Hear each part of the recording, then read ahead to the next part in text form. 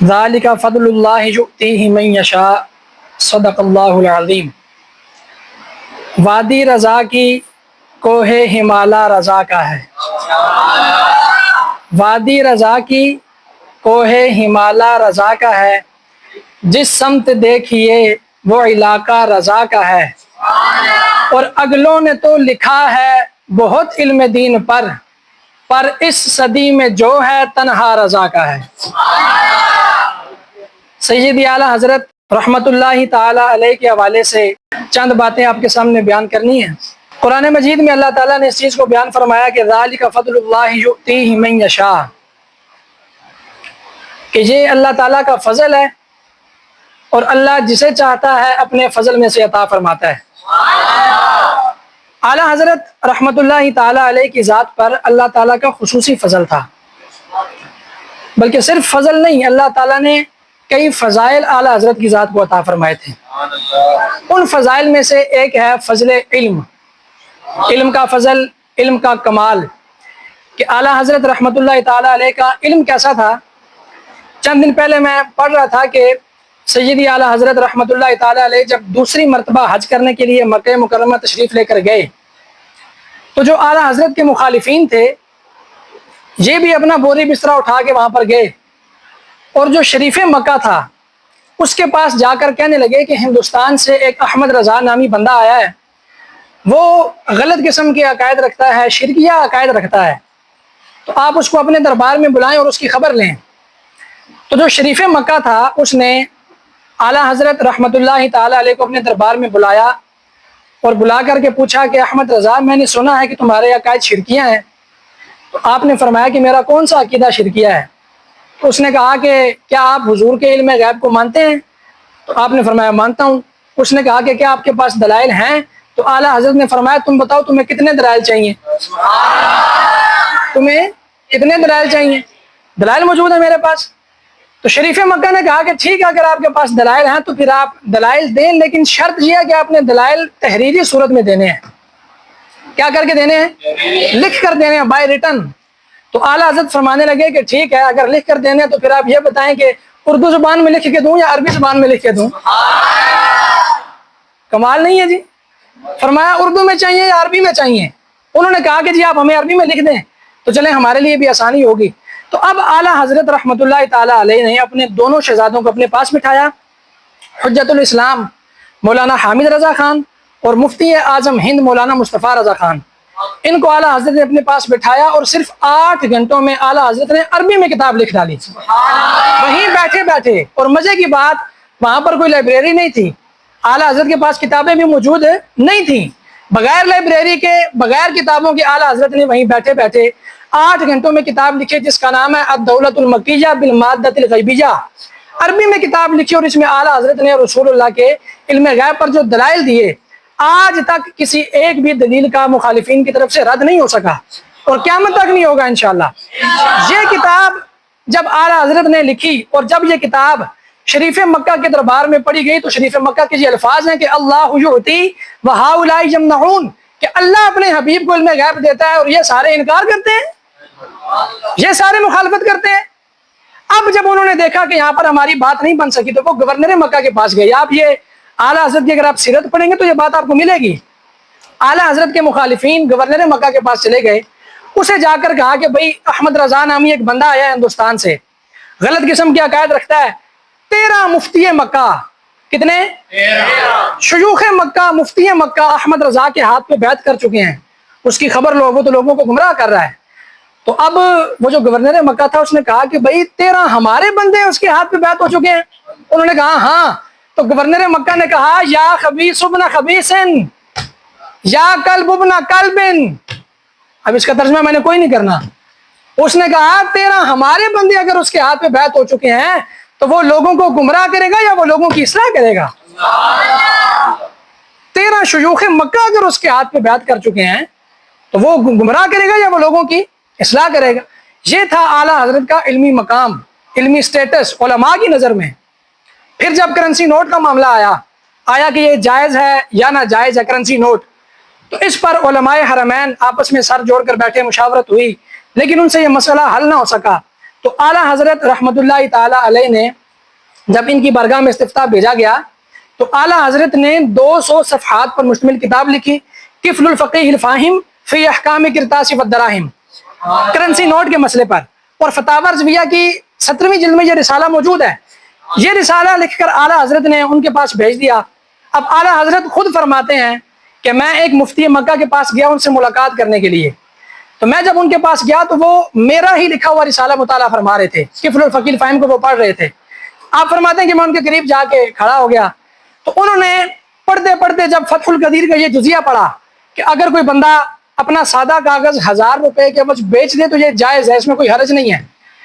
تو اعلیٰ حضرت فرماتے ہیں کہ جب انہوں نے اس جزیہ کو پڑھا تو وہ حیران ہو گئے اور فرمانے لگے کہ بھئی ہم نے تو ساری زندگی فتح القدیر پڑھی اور پڑھائی ہے، یہ جزیہ ہماری نظر سے کیوں نہیں گزرا؟ کہنے لگے واہ احمد رضا، اللہ نے تجھے کیا کمال کا علم عطا فرمایا ہے۔ اعلیٰ حضرت فرماتے ہیں کہ میں جوانی کی عمر تھی، ان کے پاس میں کھڑا تھا، تو جب وہ رسالے کا مطالعہ فرما چکے تو انہوں نے میری طرف دیکھا اور مجھے دیکھ کر فرمانے لگے کہ آپ مجھے اجمی لگتے ہیں۔ تو میں نے عرض کی جی حضور میں اجمی ہوں۔ تو انہوں نے پوچھا کہ کیا تم احمد رضا کو جانتے ہو؟ تو آپ نے فرمایا کہ یہ جو فقیر آپ کے سامنے کھڑا ہے اسی کو احمد رضا کہتے ہیں، جن کا آپ رسالہ مطالعہ فرما رہے ہیں اسی کو احمد رضا کہتے ہیں۔ تو یہ تھا اعلیٰ حضرت کا علمی مقام، جس کی وجہ سے علماء عرب و عجم، سب علماء بھی، عوام صرف نہیں، علماء بھی اعلیٰ حضرت کی رسپیکٹ کرتے تھے، ادب کرتے تھے۔ آپ حیران ہوں گے یہ بات سن کے، فتاوی رضویہ شریف کی 19ویں جلد میں ایک رسالہ ہے، کتاب المنیٰ والدرر لمن عمد منی آرڈر، یہ رسالے کا نام ہے۔ 45 صفحات کا یہ رسالہ ہے اور نامکمل ہے۔ اگر آپ یہ رسالہ پڑھیں تو اس رسالے کے شروع میں اعلیٰ حضرت نے یہ بات لکھی ہے کہ میں 4 مہینے سے بریلی کے اندر نہیں ہوں، کسی اور مقام پہ ہوں۔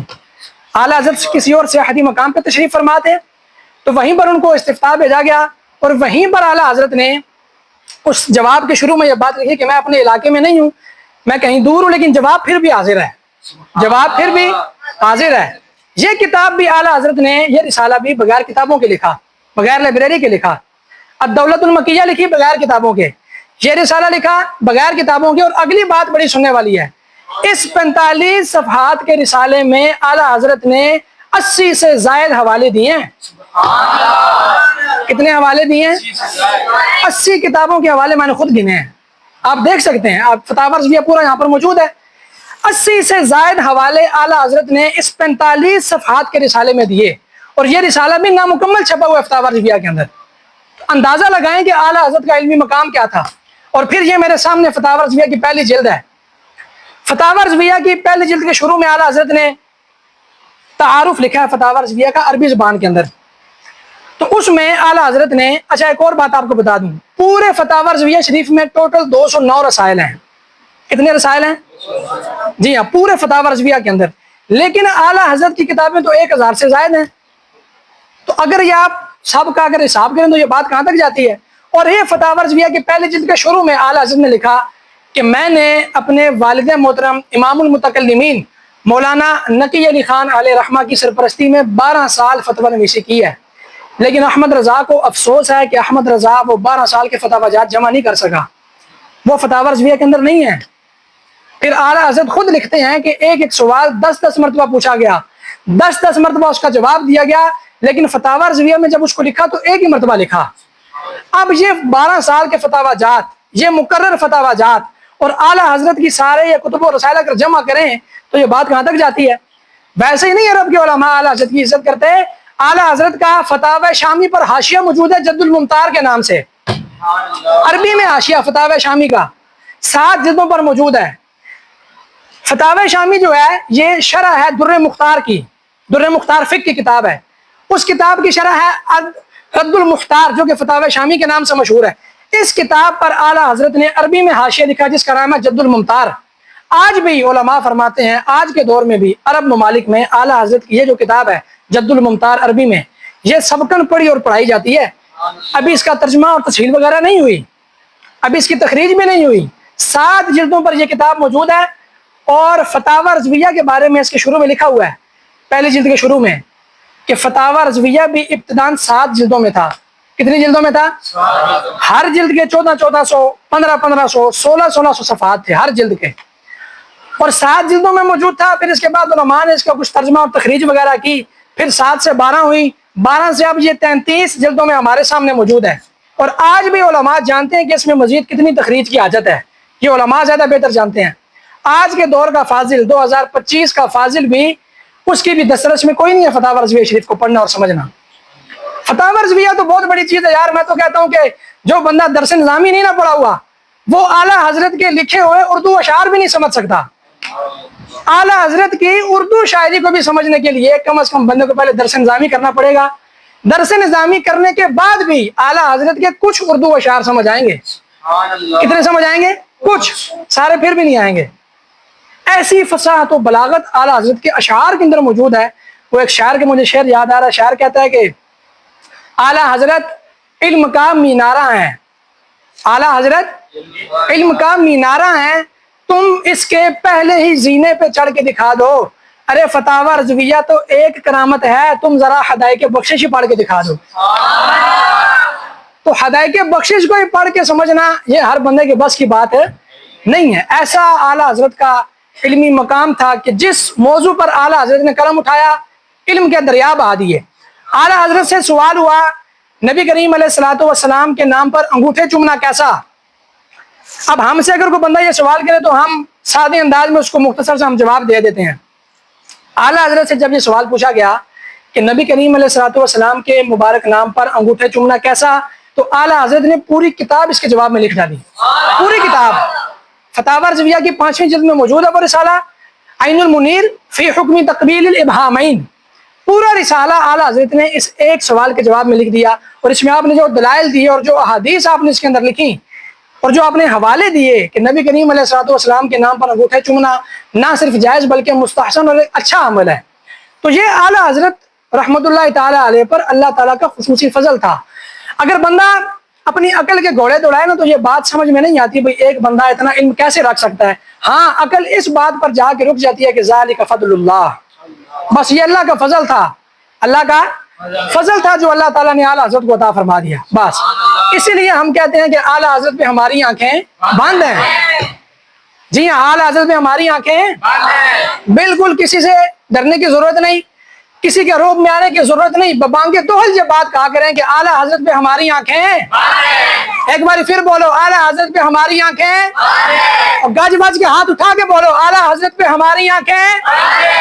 اگر کوئی بندہ آپ کو کہے کہ اعلیٰ حضرت بھی تو انسان تھے بھائی، کیا ان سے غلطی نہیں ہو سکتی، تو آپ اسے بولیں کہ تم اعلیٰ حضرت کی تحریرات میں تحقیقات میں کوئی غلطی نکال کے دکھا دو، ہم یہ بات کیا نہیں چھوڑ دیں گے۔ کوئی غلطی تو نکالو نا، منہ سے بولنا آسان ہوتا ہے، کوئی غلطی نکال کے دکھاؤ۔ تم سے تو اعلیٰ حضرت کی شاعری نہیں پڑھی جاتی، فتاوی رضویہ کو تم نے کیا سمجھنا ہے، اور اعلیٰ حضرت کی تحریرات اور تحقیقات کو تم نے کیا سمجھنا ہے۔ یہ بات اگر بندہ کرے بھائی اس سے غلطی نہیں ہو سکتی، پھر تو انبیاء کے علاوہ سارے زمرے کے اندر آ جاتے ہیں۔ صحابہ کرام کے بارے میں کل کوئی بندہ اٹھ کے کہتے کہ بھائی صحابہ سے غلطی نہیں ہو سکتی، انسان تھے نا، معصوم تو نہیں تھے، محفوظ تھے۔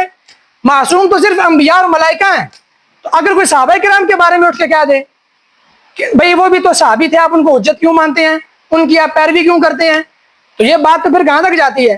لہٰذا اگر کوئی بندہ آپ سے یہ کہے کہ بھائی اعلیٰ حضرت آپ کے لیے حجت کیوں ہے، اعلیٰ حضرت پر آپ کی آنکھیں بند کیوں ہیں، آپ اسے سیدھا سیدھا بول دیں گے بھائی تم اعلیٰ حضرت کی تحریرات میں کوئی غلطی نکال دو، تو ہم یہ بات کہنا کیا کر دیں گے، چھوڑ دیں گے۔ بس جب تم کوئی غلطی نہیں نکال سکتے تو پھر ہمیں یہ کہنے دو کہ اعلیٰ حضرت پہ ہماری آنکھیں 100% بند ہیں۔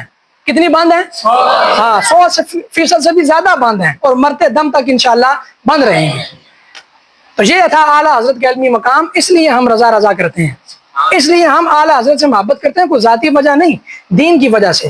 اعلیٰ حضرت نے دین کا کام کیا، لوگوں کے عقائد کی، اعمال کی اصلاح کی، اور اعلیٰ حضرت کو جو علمی مقام اللہ تعالیٰ نے عطا فرمایا تھا، یہ وہ وجوہات ہیں کہ جن وجوہات کی بنا پر صرف ہم نہیں، علماء عرب و عجم سارے علماء، اور میں آپ کو مزے کی بات بتاؤں، جو اعلیٰ حضرت کے مخالفین ہیں نا، وہ بھی اعلیٰ حضرت کی تحقیقات کا ادب اور احترام کرتے ہیں۔ آج کل نیٹ کا دور ہے، ساری باتیں سوشل میڈیا کے اوپر موجود ہیں۔ جو کٹر مخالفین اعلیٰ حضرت کے، وہ یہ کہتے ہیں کہ بھائی ہمیں فلاں چیز میں اختلاف ہو سکتا ہے، فلاں چیز میں اختلاف ہو سکتا ہے، لیکن اس بات میں کوئی اختلاف نہیں ہے کہ احمد رضا جیسا کوئی دوسرا عالم نہیں آیا۔ جیسا علم اللہ نے احمد رضا کو دیا تھا ویسا علم کسی اور کے پاس نہیں ہے۔ تو یہ اللہ تعالیٰ کا خاص فضل، خاص رحم۔ اب جس پہ اللہ خاص فضل کر دے تو پھر مخالفین کے چاہنے سے، دشمنوں کے چاہنے سے، اس کے فضل میں، اس کے کمال میں، اس کی خوبی میں کوئی کمی آ سکتی نہیں ہے۔ آخر میں مجھے ایک شعر یاد آ گیا، بڑا خوبصورت شعر ہے. شاعر کہتا ہے کہ دینے پہ جب کریم کا دل آتا ہے، سنیے گا بڑا دلچسپ شعر ہے، دینے پہ جب کریم کا دل آتا ہے تو دامن میں گدا کے مستقل آتا ہے، اور ہے مجھ پہ فضل خدا کا تو جلتا ہے کیوں، کیا اس کا بھی تیرے نام پہ بل آتا ہے اعلیٰ حضرت پہ فضل خدا کا، ہے اعلیٰ حضرت پہ فضل خدا کا تو جلتا ہے کیوں، کیا اس کا بھی تیرے نام پہ بل آتا ہے جی. جب اللہ تعالیٰ نے فضل عطا فرما دیا اور ماننے والے مان جاتے ہیں، جو اعلیٰ حضرت کی تحریرات کو پڑھتے ہیں، وہ اگرچہ مخالف ہی کیوں نہ ہو، اگرچہ وہ مخالفین میں سے کیوں نہ ہو، وہ اعلیٰ حضرت کے علمی مقام کو مانتے ہیں کہ اعلیٰ حضرت کا ایک علمی سٹیٹس تھا، ایک علمی لیول تھا جو اللہ تعالیٰ نے اعلیٰ حضرت کو عطا فرمایا تھا. تو اس وجہ سے ہم اعلیٰ حضرت سے محبت کرتے ہیں، اور اللہ تعالیٰ ہمیں مرتے دم تک مسلک اعلیٰ حضرت، دامن اعلیٰ حضرت کے ساتھ وابستہ رہنے کی توفیق عطا فرمائے. اللہ تعالیٰ اس پر فتن دور میں ہم سب کو فتنوں سے محفوظ و مامون فرمائے. وما علیہ الا البلاغ المبین.